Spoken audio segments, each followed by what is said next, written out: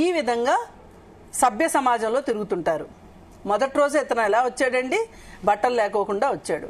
వచ్చినందుకు చాలా మంది అభ్యంతరాలు చెప్పారు.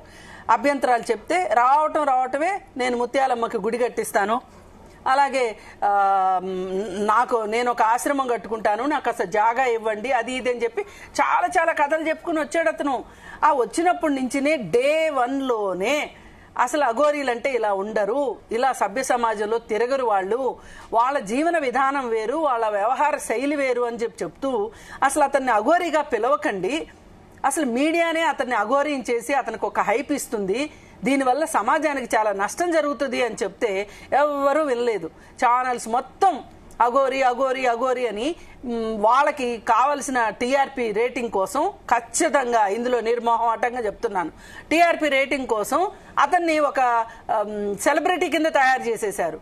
మరి సెలబ్రిటీ హోదా వచ్చిన తర్వాత ఊరుకుంటారా అండి సామాన్య జనాలు, అమాయకులు?